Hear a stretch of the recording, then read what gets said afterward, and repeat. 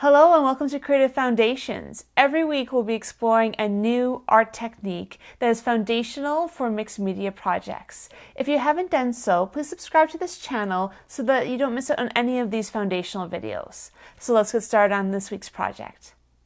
So the first technique I want to show you is distress ink blending.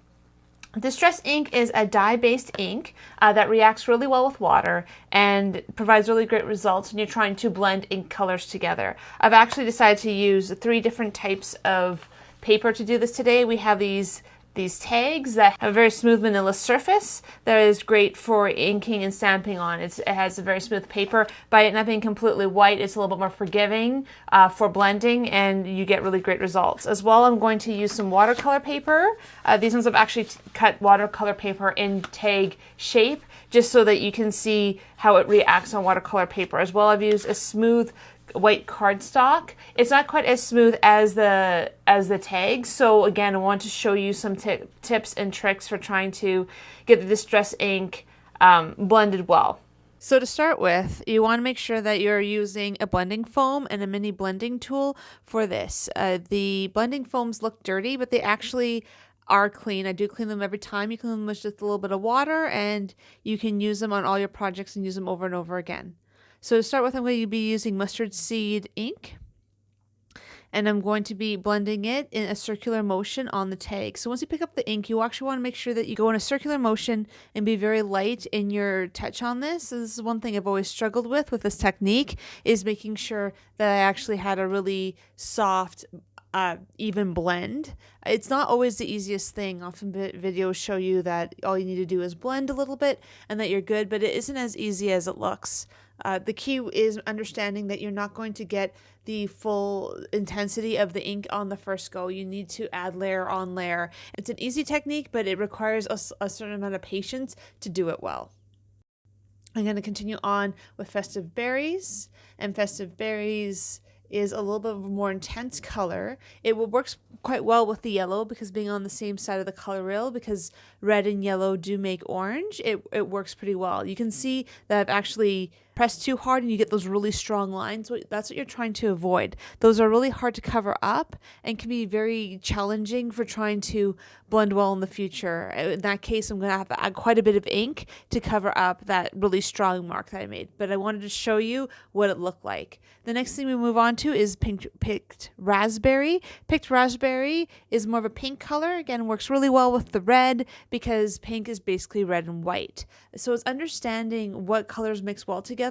If you want brown, you just have to mix opposite colors on the color wheel. But if you're looking for a mix that you can blend together, but there is a little bit of variation, then you do need to be aware of how your colors mix and where they are on the color wheel. Again, I am continuing to blend this well. It's important that you blend down through the tag and add additional color here and there just to have a little bit more of an even blend. You don't want it to be too stark unless that's really the look you're going for, which is not usually what I prefer. And here I'm going to add some Mowed Lawn. Mowed Lawn with the yellow works well because green is made from yellow and blue. But as you move up towards the more red-orange areas, you start getting a little bit more of those brown tones, which in this case I don't mind. Adding the brown is a little bit of a nice touch to this.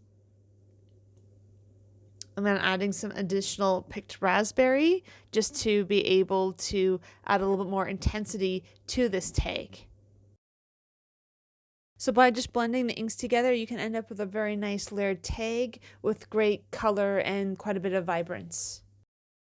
So moving on to watercolor paper. Watercolor paper is great to use. It reacts a little bit differently than the tags because they have a more smooth surface. So we're adding some squeezed lemonade, and we're actually doing a gradation on this tag. Moving down the tag, I wanted to make more of a sunset background, so that is the reason for this type of gradation and why I chose particular colors. So we're starting with the yellow and moving to the red, and then continuing on with some fired brick. which is a little bit more intense color. And again, you can see it blends well, maybe not quite as well as on the smooth cardstock. At the same time though, once you start adding some water to watercolor paper, you're going to see some really interesting effects. So we're going to move on with Wilted Violet. You'll notice that there's some more lap marks. I wasn't as careful with my blend this time, so it's something to consider when you're working, just to make sure that you don't work too quickly, that you take the time to make a very smooth, light layer. It's going to be a little bit harder on the watercolor paper again, just because of the surface. It's a little bit rougher. It's not going to blend quite as easily, so it takes a little bit more practice. But again, that's where the water can kind of come in and cover up some of the oopses that we might end up doing on this. So we move on to Broken China. Broken China is a really nice light blue color, but because it wants more intensity, I'm using some Mermaid Lagoon just to be able to add to that color, to add a little bit more intensity to it. So now the next thing we're going to do after we've blended this really nicely is to spritz with water. And in this case, we want to use quite a bit of water. You can see just as I add the water, it does wick and it does cause some blending. So now moving on to the extra heavy cardstock. The extra heavy cardstock is very nice. It is a little bit easier to blend than the watercolor paper, but not quite as easy to blend as the Manila Tag. So we're adding some peacock feathers to this. Then moving on with some Mermaid Lagoon.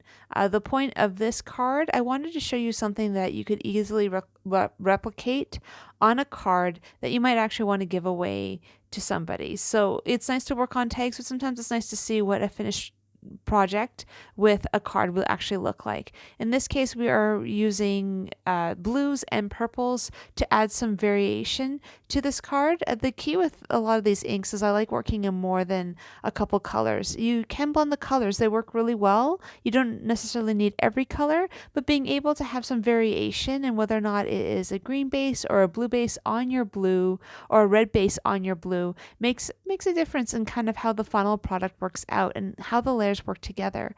And by adding additional colors and additional layers, you actually get a really nice blend that has a little bit more variety than maybe just using a couple colors.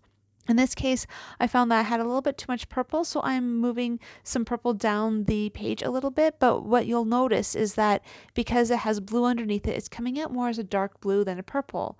So in this case, instead of being concerned about that, I'm just adding a little bit more blue to that purple to be able to blend it a little bit better. Again, I want a little bit of variety with the purple, but at the same time, it's trying to make sure that it looks like it was a really nice blend over something that was maybe a mistake. So now I'm adding on some additional water to let that blend a little bit better.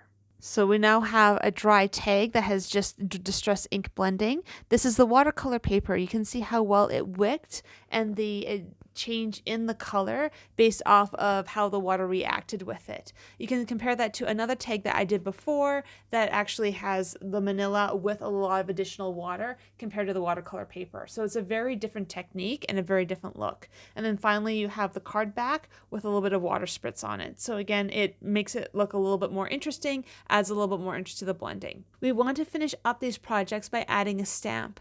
The reason for this is I really want to leave you with a completed project. So in this case, I'm using Archival Jet Black ink. You put the ink pad upside down. This will let you actually get a smoother image, and will make sure that you've actually inked the entire stamp. So once you've actually added a lot of ink to it, you want to pull one of your tags, give it a good stamp, and press it down quite hard just to make sure that you get a good image.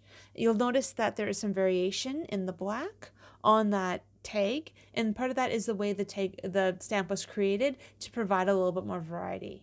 Thank you for watching. If you have enjoyed this video, please like it, subscribe to my channel, and provide a comment below. I hope that you have a great week, and I will see you next time.